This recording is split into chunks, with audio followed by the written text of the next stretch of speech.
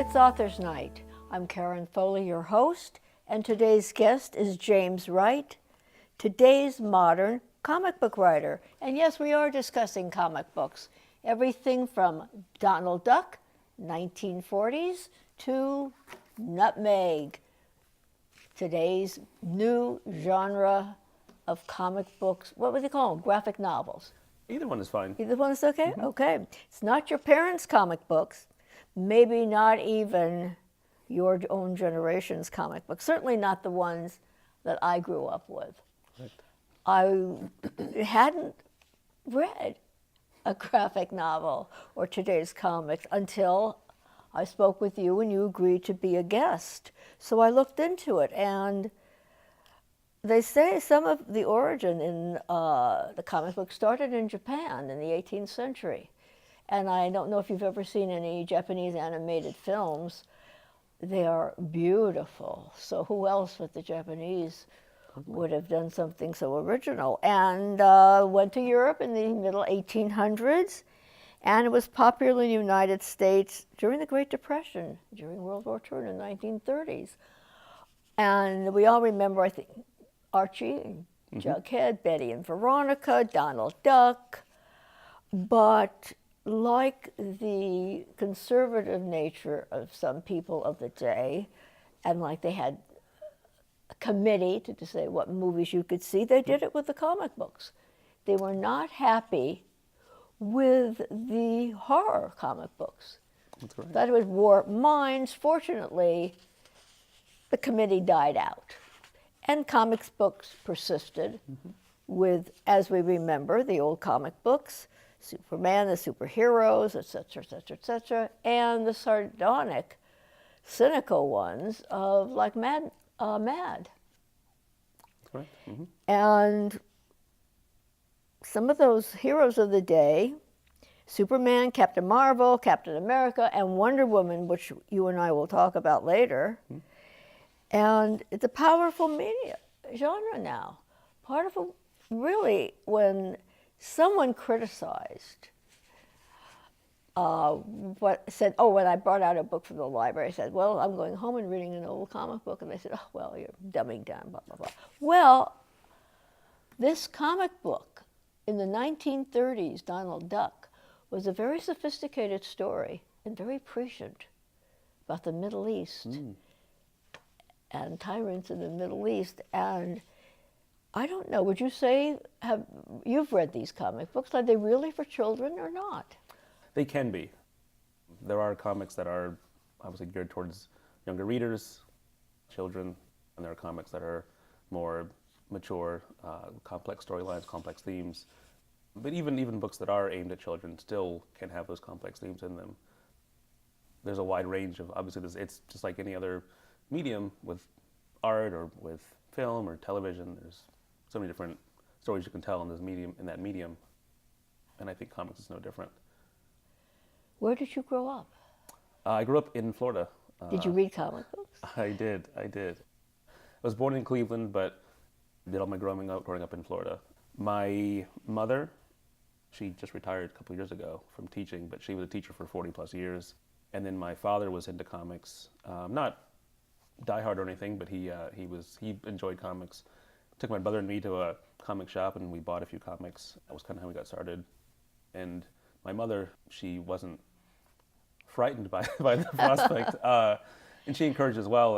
And that was kind of how my brother and I got a love of reading. We learned to read, in other ways, obviously, but that was where we kind of became avid readers, was through comics. And some of the stories you see in comics either echo sometimes things like Shakespeare or famous historical events, and it can be entry point to those stories through comics. When I mentioned Japan before, I just noted that I remember reading about you, and you went to Japan. What did you do in Japan? I took a year off between high school and college, and I studied for a year in Tokyo at a Tokyo high school, actually.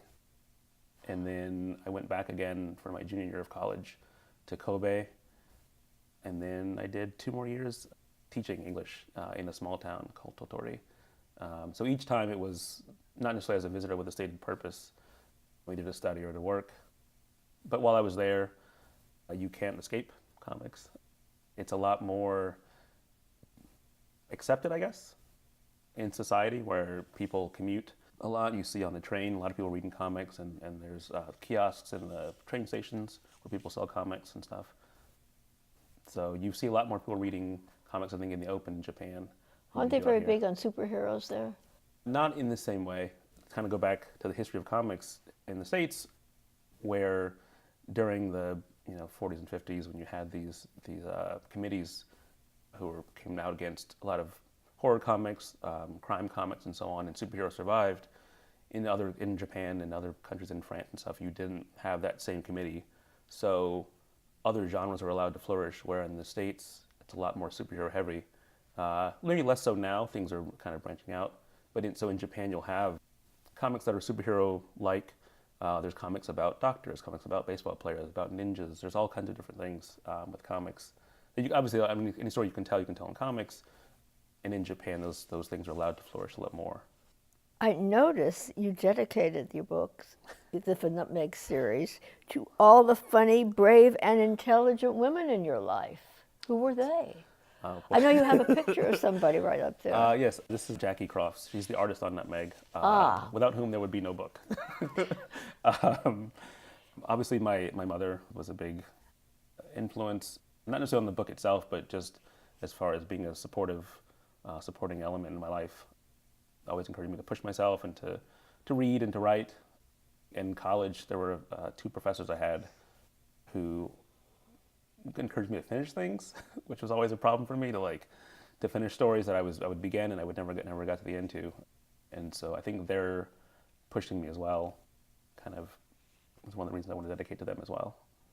Do you attend all of the things about comic books, like comic book day they have, and go online for comic books, movies, and the conventions? They're quite the thing, the conventions. They're huge, I hear. They are massive. They can be massive. The San Diego Comic-Con, which happens every year, I was in San Diego. It's been going for over 40 years now. That long? And I just discovered the most. It just goes to show. No, it's called Comic-Con, but I think it's a lot more like a pop culture convention now, where you'll have movie studios will go down there and they try to sell movies in advance or get people excited about movies that are coming out that to feature superheroes or comic book characters. TV shows will go down there. So there is still a comic book element to the convention, but it's a lot more pop culture has kind of dominated it. There's a show in Seattle. There was just one in New York. I haven't been to that one yet. I would like to go one time. And you do other jobs as well. You said your job.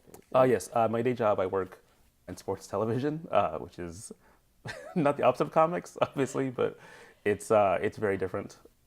But the comic books allow me to kind of have a creative pursuit that's my own, that's not tied to what I do to my day-to-day job. One thing I think that comics has over a lot of other entertainment mediums is that I can come up with a story and tell my friend, hey, let's make a comic. And then in a week we can have a comic. It may not be this quality, obviously, but yes. It's doable where it's just 4 people or 3 people or 2 people making a book. Have you written other things besides comic books? I did some screenplays that no one will ever see. That's a when tough I was stuff in college. Yeah. But with comics, I can get someone involved and we can make the thing happen. When did you really start writing seriously with the comic books? Did you knew it was your passion and that was the direction you were going? When I was in Japan in 2006, I was finishing up my second year of teaching. And I have a friend and his wife run a comic book shop out there. And a friend of his knew some people at Marvel Comics. And I was like, oh, this sounds cool. And so I went down and I met with him and he was very nice and he gave me some people to speak to about Marvel Comics. And I pitched him a few ideas and nothing ever came of it. But I was kicking myself because if I had been prepared in that moment, maybe I could have had a career in comics. Until that point, I had never thought, oh, comics are something you can do as a career, something you can, and I was 25 at the time. And so it kind of opened my eyes and said, oh, I should make comics. I should do something with this. And so that's where I got started. And then it wasn't until, I think Nutmeg is the first serious book that I've, dedicated myself to. It's a series as opposed to like a single issue or a one shot. And I pitched the idea to Jackie, who I met through a friend, in 2012, and then in 2013 we did the first issue, and over that time we've been doing the series now. So. And how did Nutmeg come to be? I mean, somewhere you got the inspiration from someone or something and created the Nutmeg book. Our elevator pitch for Nutmeg, Betty and Veronica meets Breaking Bad.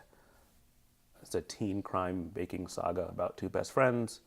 They make these super addictive brownies using nutmeg, and then they face off against the Lady Rangers, who are like the Girl Scouts, who have their own brownie baking operation. It's like a rise and fall crime story with 13-year-old girls in baking. And the idea for that was, what if the Girl Scouts were a crime organization? And so from that point, we said, okay, how would that manifest in a high school setting?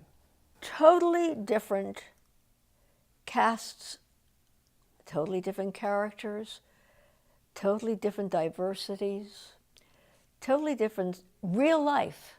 I guess that's what I'm trying to say. Mm-hmm. The comic books that I grew up on, it was just an imaginary world. Even my own family was not the family one would portray in a family-oriented comic book. But this is real life in your book. Real life, real people, mm-hmm. different makeups, different family dynamics, different cultures, different points of view, all up front and beautifully done. Thank you very much. And it's what life is. You have real life now, and the kids are entitled to that. The young adults especially require it, mm-hmm. I think. There's no Catwoman tamed by Batman, no handsome princes to kiss the sleeping princess. But in your books, girls grow up to be able to be strong women. I'm so pleased that you have women in your books because they are read in shelters. And the percentage of young girls in shelters is so high, those who have been affected by violence in their household. And you've given them a book for inspiration for their lives. So tell us about Nutmeg. One of the things that Jackie and I wanted to do was to tell a story about girls and friendship. And sometimes those friendships fall apart, and that's okay, that happens. And in those instances, you find new friends, you build new relationships. The main characters in the book are girls, how they interact, how their worlds collide, and how they deal with, trauma is too strong a word, how they deal with things that happen to them, and how they overcome those things, or don't, which is also a thing I think that happens. What we ended up doing is having a story about these two girls, Poppy and Kasia, and how they grow and develop over a single school year. To me, it was kind of going back and forth. Is it Betty and Veronica or Nancy Drew? There are elements of both. Given that our two main characters do get involved in a criminal enterprise, there's a pair of detectives who try to find out what's going on and close in on this case of theirs. And the two girls there, it's Annis, who actually edits the school paper, so she's a journalist, and Ginger, who is the teen detective, and they're best friends, and so they work on cases together, and this is like their biggest case yet. So it does, so you get to see both sides. You get to see their investigation, and you get to see Poppy and Kasia, their criminal enterprise, and how it grows, and then how it ultimately falls apart, as tends to happen. Do you want to tell us a little bit more about it? The thing that I like about comics so much is it's a collaborative effort. So I would run things by Jackie, and Jackie would give her own input about, well, here's some things that she had dealt with in junior high or in high school, and how to incorporate those elements to the story. So there are things that may have felt incorrect or wrong, or that may have been right, or needed more nuance. So having Jackie, obviously, as part of the book, made those things feel more real. And I wanted to do a story that also felt outside of my comfort zone. trying to write characters who don't look like me, don't sound like me, don't feel like me. And once again, like Jackie was able to like give those characters life. We were able to discover more about these characters as we were creating them, as we were writing them, drawing them, and seeing the kind of stories they told us as through the page itself, if that makes sense. Yes, yes it does. And it was in somewhat poignant for me because those years were extremely difficult to be a girl in middle school and not quite in a position to be confident. Where we said it and when we said it, which is what the girls all in 8th grade.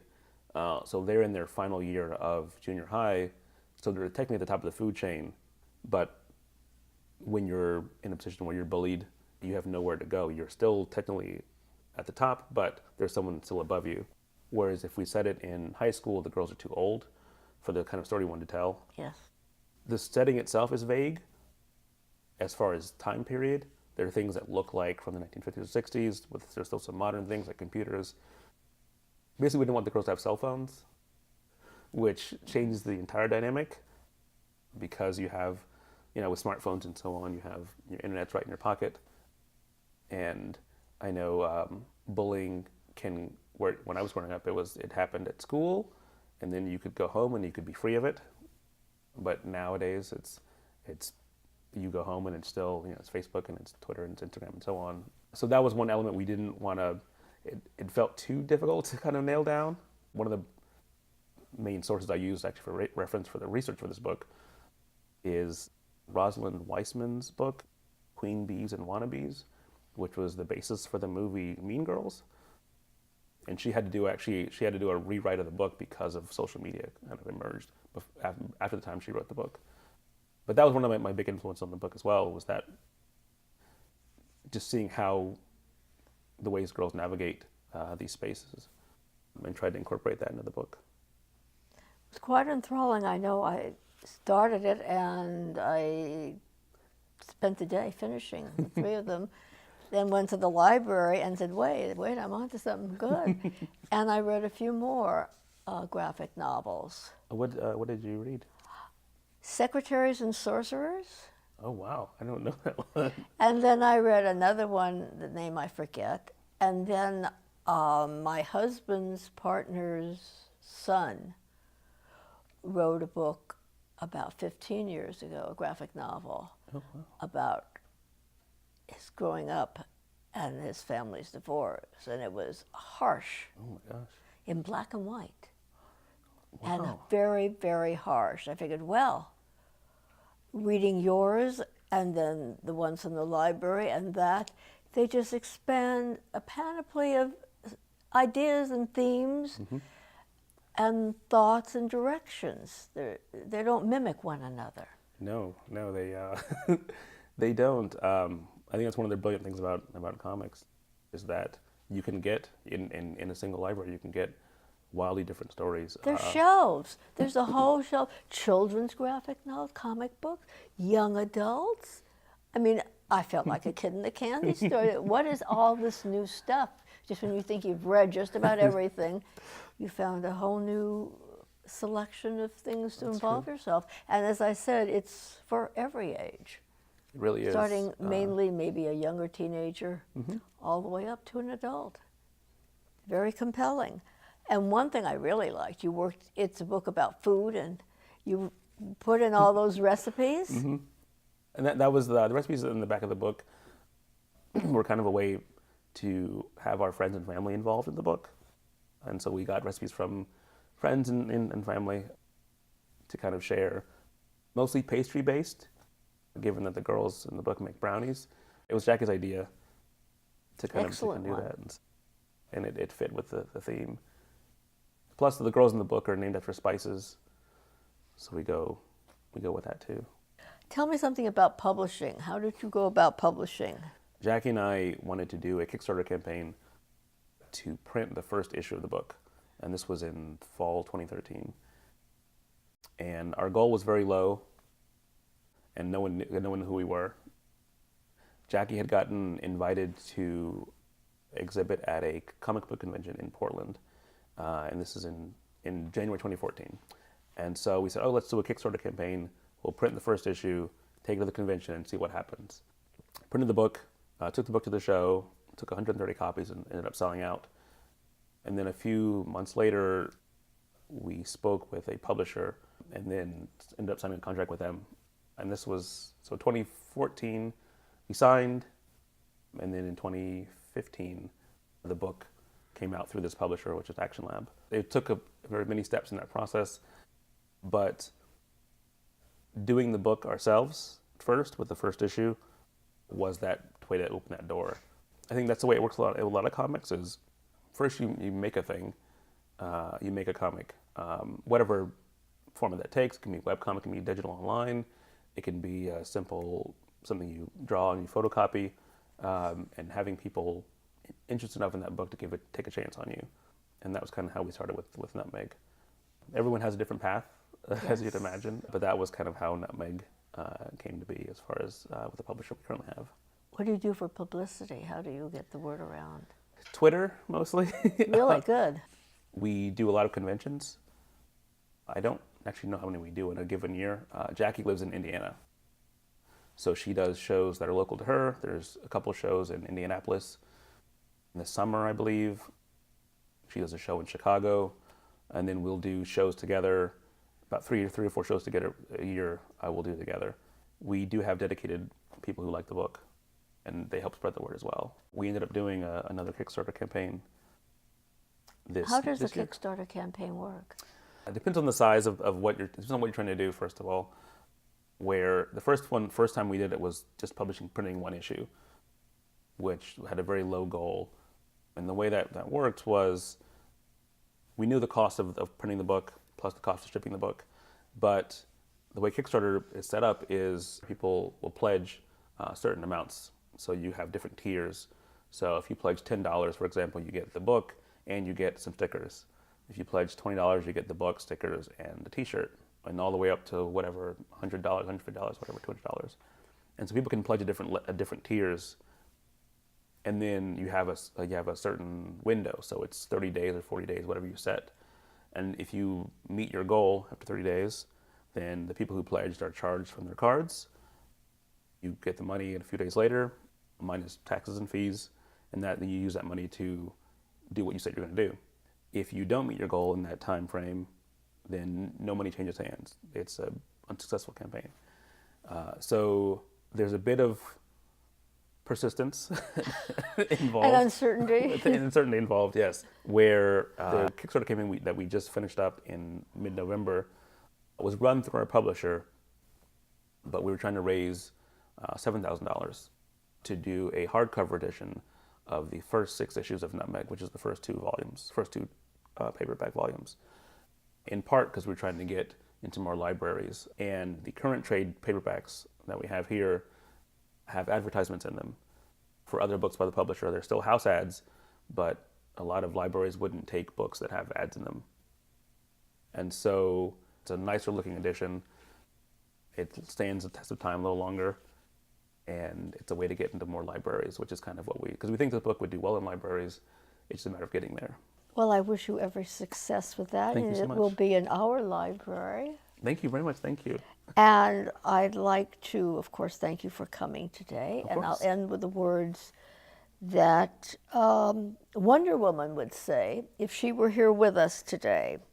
She would say to you, young ladies, fight for equality, fight for the community of women, keep going, and have confidence in your own strength. And you too, sir. Thank you very much. Thank you again. It was a pleasure and an exciting moment for me to discover this new genre in my life. Thank you very much. And thank you, audience, for sticking with us. And thank you, Media Operations, for doing this for us. And thank you, Library, for hosting us.